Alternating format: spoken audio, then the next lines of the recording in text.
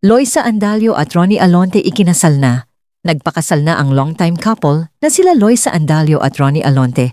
Ayon sa ulat nitong November 26, naganap ang pag-iisang dibdib ng couple na isinabay sa pagdiriwang nila ng kanilang 9th year anniversary bilang couple.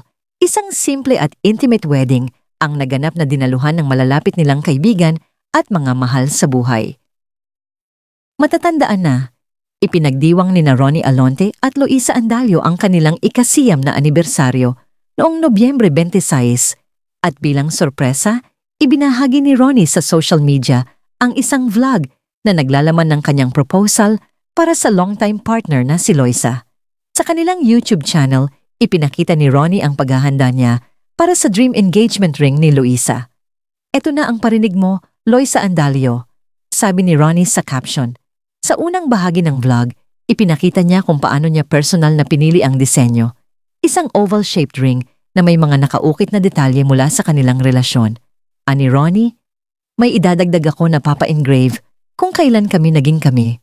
Gusto ko ilagay yung oral Ronnie and Loisa, tapos 11/26 kasi November 26 kami naging officially together." Kinabukasan, nakuha na ni Ronnie ang customized ring at hindi mapigilan ang excitement habang papalapit ang sandali ng proposal. Ang proposal.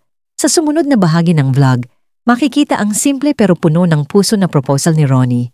Inimbitahan niya si Loisa para manood kunwari ng preview ng vlog na ginawa nila. "Ito pala yung naging plano ko. Tinawag ko si Loisa para sa preview kunwari ng vlog na ginawa namin," paliwanag ni Ronnie. Habang magkasama silang nanonood, kasama ang kanilang fur baby na si Mike, biglang lumabas sa screen ang mga salitang, "Will you marry me?" Nagulat si Loisa at agad na nagtanong ng, "Tapos na, ayan na?" Sagot ni Ronnie, "Ano ba sabi sa screen? Anong sagot mo dyan?"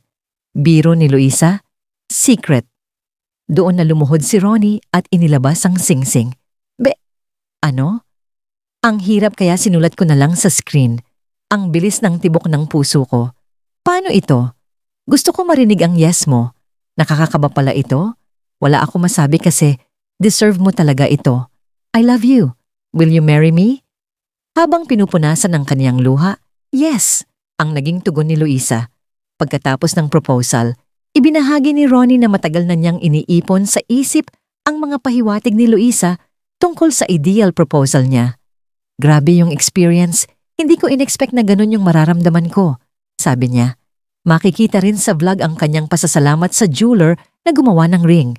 Nagbigay din ng mensahe si celebrity makeup artist at malapit na kaibigan nilang si Arby Chanco na nagsabi, 9 years, long but worth every moment.